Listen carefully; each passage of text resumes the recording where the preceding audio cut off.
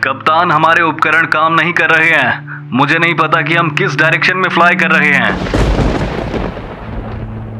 ये नहीं हो सकता। तुरंत मैनुअल नेविगेशन ऑन करो। हमें इमीडिएटली प्लेन की डायरेक्शन का पता लगाना होगा, नहीं तो प्लेन कभी भी क्रैश हो सकता है। आधी रात के समय कोरियन एयरलाइंस का एक पैसेंजर प्लेन गलती से एक पहाड़ी इलाके को एयरपोर्ट समझकर उसकी तरफ बढ़ने लगता है। पैसिफिक ओशन के ऊपर से उड़ते हुए ये प्लेन एयरपोर्ट की तरफ जाने की बजाय एक ऐसी दिशा पकड़ लेता है जहां इसके लिए सिर्फ मौत लिखी थी। और सबसे बड़ी दिक्कत की बात यह थी कि इस प्लेन को उड़ा रहे क्रू को यह मालूम ही नहीं था कि वो बिल्कुल गलत अप्रोच से आगे बढ़ रहे हैं। ना उन्हें इस चीज का कोई अंदाजा था कि उनकी छोटी सी लापरवाही आज एक कितने बड़े हादसे की वजह बनने वाली है। और जब उनको अपनी गलती का एहसास होता है तब तक बहुत देर हो चुकी होती है। चीजों को हल्के में लेना और एटीसी की बात को ध्यान से ना सुनना एक कितनी बड़ी दुर्घटना की वजह बन सकता है, इस चीज का सबक हमें इस फ्लाइट के साथ हुए दर्दनाक हादसे से मिलता है। और आज इस वीडियो में हम इसी प्लेन क्रैश को एक्सप्लेन करने वाले हैं, जिसके बारे में जानकर आपके भी रोंगटे खड़े हो जाएंगे। वैसे आप अगर इस तरह की वीडियोस पसंद करते हैं तो हमारा हौसला बढ़ाने के लिए चैनल को सब्सक्राइब जरूर करें, ताकि हम ऐसी बेहतरीन वीडियोस आपके लिए लाते रहें। तो चलिए अब इस कहानी को शुरू करते हैं।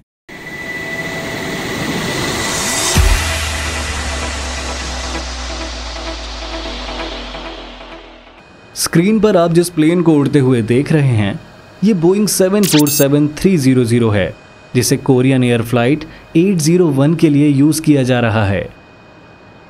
इस विमान को अपने सफर पर निकले हुए करीब 4.5 घंटे बीत चुके हैं और अब ये अपनी मंजिल के काफी करीब है। वैसे तो इस प्लेन में किसी तरह की कोई गड़बड़ी या इंस्ट्रूमेंट फेलियर नहीं हुआ है, मगर इसके बावजूद कॉकपिट का माहौल काफी ज्यादा तनाव से भरा हुआ है, क्योंकि फ्लाइट क्रू को अभी अभी ये रियलाइज हुआ है कि वो एक बहुत गलत अप्रोच के साथ आगे बढ़ रहे हैं। कैप्टन समेत बाकी सभी क्रू मेंबर्स को अपनी मौत बिल्कुल सामने दिखाई दे रही है और अब इनके पास भगवान को याद करने के अलावा और कोई रास्ता नहीं है। ये बहुत दुर्भाग्य की बात है, लेकिन फ्लाइट 801 को इस कंडीशन में लाने के लिए भी यही फ्लाइट क्रू जिम्मेदार है। खास तौर से इस फ्लाइट के कैप्टन पाक योंग चुल, जिनकी उम्र 42 साल है और इनके पास 9000 घंटों का फ्लाइंग टाइम एक्सपीरियंस है। कमाल की बात यह है कि ओरिजिनल शेड्यूल के अनुसार पाक योंग चुल को इस प्लेन में होना ही नहीं चाहिए था।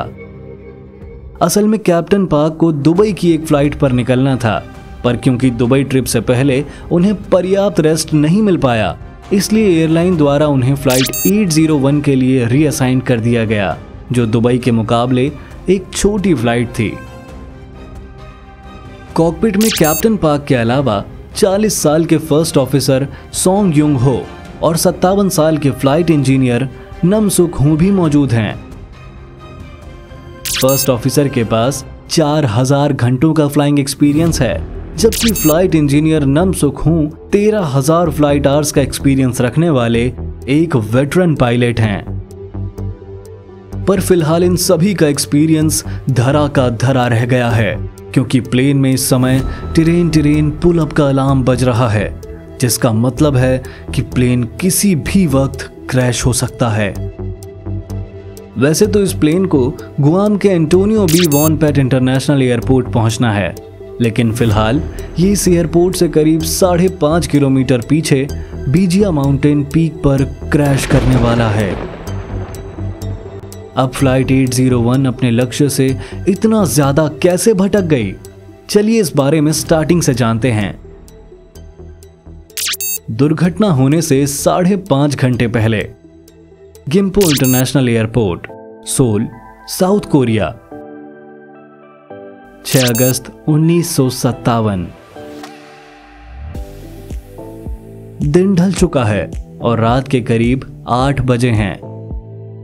इस समय एयरपोर्ट पर एक बोइंग 747-300 विमान को उड़ान भरने के लिए तैयार किया जा रहा है।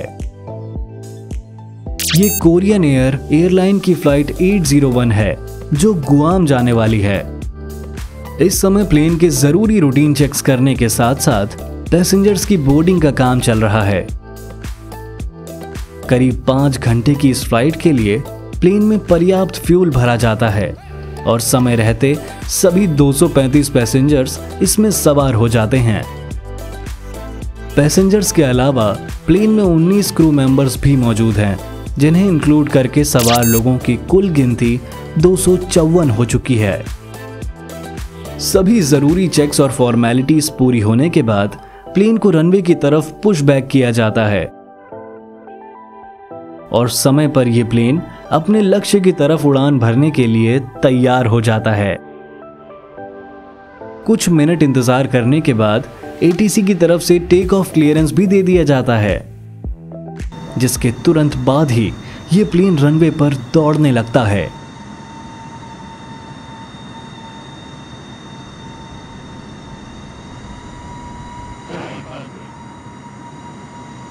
इस तरह रात के 8:53 पर यह फ्लाइट सोल से टेक ऑफ कर जाती है। गौर करने वाली बात यह है कि फ्लाइट से पहले और टेक ऑफ करने के दौरान प्लेन में किसी तरह की कोई खराबी नोटिस नहीं की जाती। इवन इस फ्लाइट का टेक ऑफ भी एकदम नॉर्मल तरीके से होता है। हालांकि टेक ऑफ के समय किसी को कोई अंदाजा नहीं होता कि अगले कुछ घंटों में इस प्लेन के साथ क्या होने वाला है। और टेक ऑफ करने के कुछ ही मिनटों के अंदर ये प्लेन अपने क्रूजिंग ऑल्टीट्यूड पर पहुंच जाता है। इस समय प्लेन का कंट्रोल कैप्टन पार्क के हाथों में है, जबकि फर्स्ट ऑफिसर को सिर्फ पायलट मॉनिटरिंग का काम सौंपा गया है। फ्लाइट 801 के शुरुआती 4 घंटे का सफर बहुत ही आराम से और बिना किसी परेशानी के कटता है और इस तरह रात के करीब 1 बजे यह प्लेन गुआम एरिया में एंटर कर जाता है। इसी दौरान फर्स्ट ऑफिसर एटीसी के साथ कांटेक्ट करके उन्हें अपने अराइवल के बारे में बताते हैं और जवाब में एटीसी की तरफ से उन्हें रनवे 6L पर लैंड करने की तैयारी के लिए कह दिया जाता है। इस कन्वर्सेशन के 5 मिनट बाद एटीसी एक बार फिर फ्लाइट 801 से कांटेक्ट करता है और फर्स्ट ऑफिसर से कहता है कि यहाँ से आप चाहें तो अपना ऑल्टीट्यूड 2600 फीट पर मेंटेन रखते हुए घटाना शुरू कर सकते हैं। जबकि इस समय प्लेन का ऑल्टीट्यूड 41,000 फीट है। इसके कुछ मिनट बाद कैप्टन कहते हैं कि हमें अब ऑल्टीट्यूड घटाना स्टार्ट कर देना चाहिए। कैप्टन की बात मानते हुए फर्स्ट ऑफिसर एटीसी से कांटेक्ट करके उन्हें बताते हैं कि वो प्लेन का ऑल्टीट्यूड घटाकर 2600 फीट पर आ रहे हैं। अब प्लेन नीचे आना शुरू कर देता है। इसी बीच कैप्टन फर्स्ट ऑफिसर और फ्लाइट इंजीनियर से एयरलाइन की लंबी लंबी शिफ्ट्स के बारे में बात करते हैं और उनकी आवाज़ से ऐसा लगता है जैसे उन्हें थोड़ी नींद आ रही हो। करीब 1:20 पर कैप्टन और बाकी फ्लाइट क्रू देखते हैं कि गुआम में काफ़ी तेज़ बारिश हो रही है और मौसम लगातार बिगड़ता ही जा रहा है। इससे बचने के लिए पायलट एटीसी से लेफ्ट साइड की तरफ 10 मील के डिविएशन की रिक्वेस्ट करते हैं। इसका मतलब पायलट अब प्लेन को सीधा एयरपोर्ट की तरफ ना ले जाकर 10 मील बाईं तरफ मोड़कर घुमाते हुए ले जाना चाहते थे, ताकि खराब मौसम को अवॉइड करके आगे बढ़ा जा सके। एटीसी उनकी इस रिक्वेस्ट को एक्सेप्ट कर लेता है, जिसके बाद ये प्लेन थोड़ा बाईं तरफ घूमते हुए आगे बढ़ने लगता है। इसके बाद 1:31 पर फर्स्ट ऑफिसर एटीसी को बताते हैं कि प्लेन अब घने बादलों से निकल चुका है और साथ ही वो रनवे 6L के लिए रेडार वेक्टर्स की भी मांग करते हैं। जवाब में एटीसी फ्लाइट क्रू को 120 डिग्री की हेडिंग के साथ और आगे बढ़ने के लिए कहता है। कुछ मिनटों तक प्लेन सही तरह आगे बढ़ता है और फिर 1:38 पर एटीसी दोबारा फ्लाइट 801 के साथ कांटेक्ट करके उनसे कहता है, टर्न लेफ्ट, हेडिंग 090, जॉइन लोकलाइजर। इसका मतलब बाएं दिशा में 90 डिग्री का टर्न लो और लोकलाइजर के साथ संपर्क बनाओ। अब यहां आपको बता दें कि लोकलाइजर ILS यानी इंस्ट्रूमेंट लैंडिंग सिस्टम का एक पार्ट होता है। दरअसल ILS का काम लैंडिंग के दौरान प्लेन को गाइड करना होता है कि उसे कब, किस दिशा में, किस गति से और किस ऑल्टीट्यूड से आगे बढ़ना है। ILS की हेल्प से प्लेन खराब मौसम और जीरो विजिबिलिटी में भी परफेक्टली लैंड कर सकता है। इस गाइडिंग सिस्टम में कई ज़रूरी इंस्ट्रूमेंट्स लगे होते हैं, जैसे मार्कर बीकन्स, ग्लाइड स्लोप और डिस्टेंस मेजरिंग इक्विपमेंट वगैरह। लोकलाइजर भी इन्हीं इंस्ट्रूमेंट्स में से एक है, जिसका काम प्लेन को रनवे के सेंटर में अलाइन करना होता है। अब क्योंकि गुआम में मौसम बहुत खराब था, इसलिए फ्लाइट 801 को लैंड कराने के लिए ILS अप्रोच का इस्तेमाल किया जाता है। ATC से बात होने के 1 मिनट बाद 1:39 पर ATC का एक और मैसेज फ्लाइट 801 को रिसीव होता है, जो इस पूरे हादसे का सबसे इंपॉर्टेंट मैसेज था। इस मैसेज में ATC द्वारा कहा जाता है, Korean air 801 cleared for ILS runway 6L approach, glide slope unusable. इस मैसेज का सिंपल मीनिंग था कि फ्लाइट 801 रनवे 6L की तरफ ILS अप्रोच के साथ आगे बढ़ सकती है, उसको ऑथराइजेशन दे दिया गया है। और इस मैसेज के last part glide slope unusable का मतलब था ग्लाइड स्लोप खराब है और उसको इस्तेमाल नहीं किया जा सकता। लेकिन कैप्टन और फर्स्ट ऑफिसर दोनों ही न जाने किस तरह इस मैसेज को समझने में फेल हो जाते हैं। अब ऐसा होने के पीछे कई अलग अलग रीज़न हो सकते हैं, लेकिन इसमें सबसे कॉमन रीज़न होता है कि किसी इंस्ट्रूमेंट जैसे हेडफोन या माइक में आई खराबी की वजह से ऑनलाइन कम्युनिकेशन का साफ साफ ना हो पाना। हो सकता है कैप्टन को ग्लाइड स्लोप अनयूजेबल का मैसेज ठीक से सुनाई ही नहीं दिया हो, पर जो भी हो, कैप्टन और फर्स्ट ऑफिसर ने बहुत इंपॉर्टेंट इंफॉर्मेशन को मिस कर दिया था, जो उन्हें काफ़ी भारी पड़ने वाली थी। यही वजह है कि आप लोग कभी ऐसी सिचुएशन में ना फंसें, उसके लिए मैं हमेशा बिग पासपोर्ट के USB हेडफोन सजेस्ट करता हूं, क्योंकि कई बार जब आप कोई इंपॉर्टेंट ऑनलाइन मीटिंग करने वाले हों या आपको कोई इंटरव्यू देना हो, तो लास्ट मोमेंट पर या तो आपका USB हेडफोन या वेबकैम खराब हो जाता है और वो सिचुएशन बहुत ज़्यादा फ्रस्ट्रेटिंग हो जाती है। इसलिए मैं इन चीज़ों में हमेशा बिग पासपोर्ट जैसे ट्रस्टेड ब्रांड की तरफ जाना प्रेफर करता हूँ, क्योंकि इनके प्रोडक्ट्स कभी धोखा नहीं देते। तो आपको चाहे ऑनलाइन मीटिंग्स अटेंड करनी हो, ऑनलाइन गेम्स खेलने हो या फिर YouTube वीडियोस के लिए वॉइस ओवर ही क्यों ना करना हो, बिग पासपोर्ट के पास आपकी हर ज़रूरत के लिए खास प्रोडक्ट मौजूद है। और हाँ, आप चाहे तो इनके ब्लूटूथ हेडफोन्स और वेबकैम्स की रेंज भी चेक कर सकते हैं, वो भी शानदार हैं। मैंने लिंक डिस्क्रिप्शन में दे दिया है, जिससे आपको एक्स्ट्रा डिस्काउंट भी मिल जाएगा। खैर चलिए, अब वापस अपनी स्टोरी पर आते हैं। तो ATC का ये मैसेज आने के कुछ सेकंड बाद फ्लाइट इंजीनियर ये पूछते हैं कि क्या ग्लाइड स्लोप काम कर रहा है? तो कैप्टन एक पल सोचने के बाद जवाब देते हैं कि हाँ, ग्लाइड स्लोप काम कर रहा है। असल में प्लेन ग्राउंड पर मौजूद किसी इररेलेवेंट इलेक्ट्रॉनिक डिवाइस के सिग्नल को कैच कर रहा था, जिसे कैप्टन ग्लाइड स्लोप सिग्नल समझने की एक बहुत बड़ी भूल कर बैठते हैं।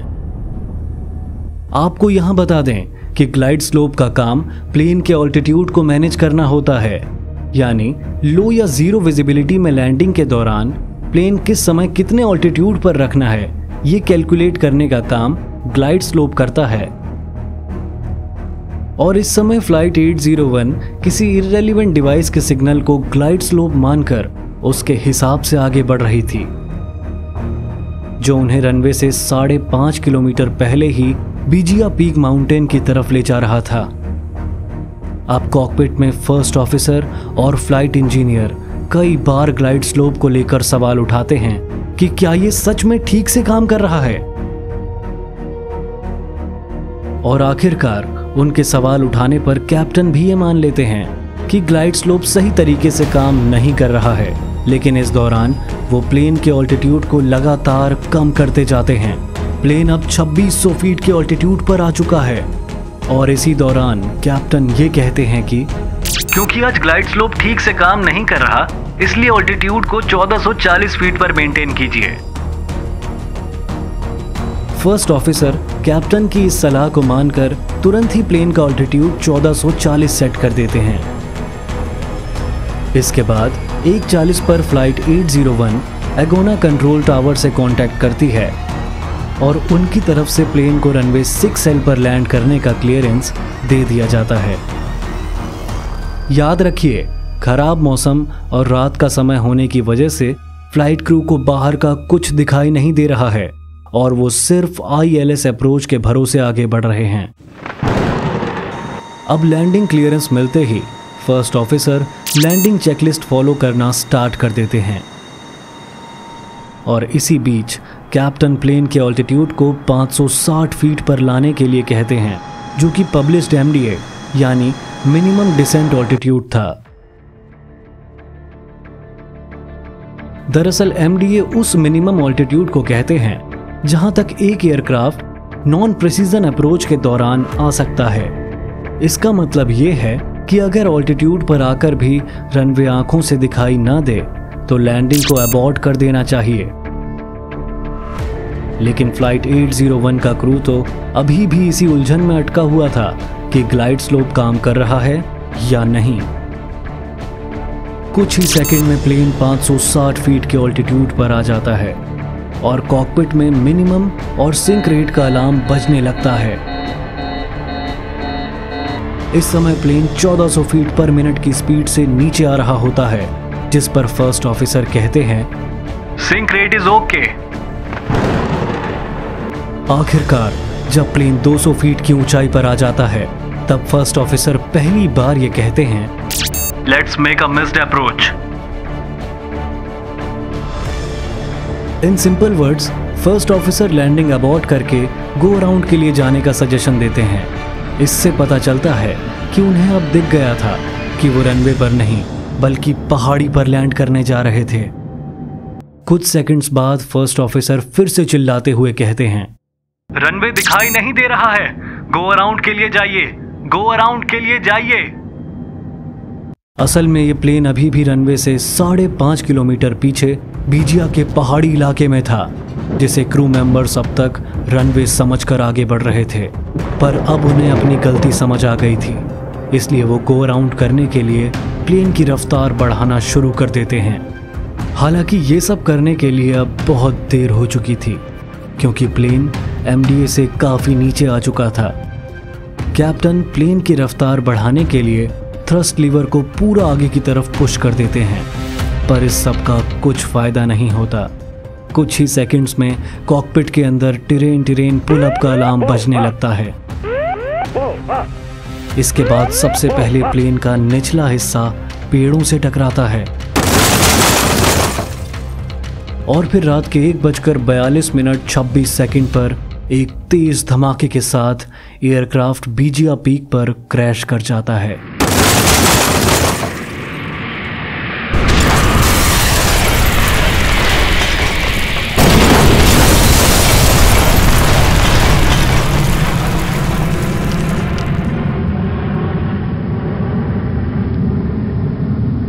इधर गुआम ATC ये सोचकर परेशान हो रहा होता है कि ये प्लेन अभी तक रनवे पर आया क्यों नहीं, क्योंकि लास्ट कॉन्वर्सेशन के हिसाब से अब तक फ्लाइट 801 को एयरपोर्ट पर लैंड कर जाना चाहिए था। आखिरकार कुछ समय बाद उन्हें खबर मिलती है कि निमिट्स की पहाड़ियों में बीजिया पीक के पास से धुआं उठता हुआ देखा गया है। ये खबर मिलते ही तुरंत रेस्क्यू टीम को लोकेशन पर रवाना किया जाता है। रेस्क्यू टीम तेजी से काम करते हुए सभी लोगों को क्रैश साइट से निकालकर हॉस्पिटल पहुंचाती है, लेकिन इसके बावजूद इस हादसे में सिर्फ 25 लोग ही जिंदा बच पाते हैं, यानी 254 लोगों में से 229 लोगों की क्रैश में मौत हो जाती है। खैर, मामले की जांच शुरू होती है और सभी एविडेंसेस को अच्छे से स्टडी करने के बाद नेशनल ट्रांसपोर्टेशन सेफ्टी बोर्ड यानी NTSB इस नतीजे पर पहुंचता है कि फ्लाइट क्रू के बीच हुआ पुअर कम्युनिकेशन और कैप्टन की बेहद खराब डिसीजन मेकिंग इस हादसे के पीछे की सबसे अहम वजह बना था। इसके अलावा ATC द्वारा फ्लाइट क्रू को गुआम के खराब मौसम की जानकारी ना देना और शक होने पर भी फ्लाइट क्रू का ATC से ग्लाइड स्लोप के बारे में अच्छे से ना पूछना भी इस प्लेन क्रैश के होने के मुख्य कारण माने गए। शायद कैप्टन अगर ग्लाइड स्लोप की खराबी को इतना हल्के में ना लेते तो ये हादसा टल सकता था। पर अंत में हम यही कहेंगे कि होनी को कोई नहीं टाल सकता। बाकी आज की इस वीडियो में बस इतना ही। वीडियो अंत तक देखने के लिए आपका बहुत बहुत धन्यवाद।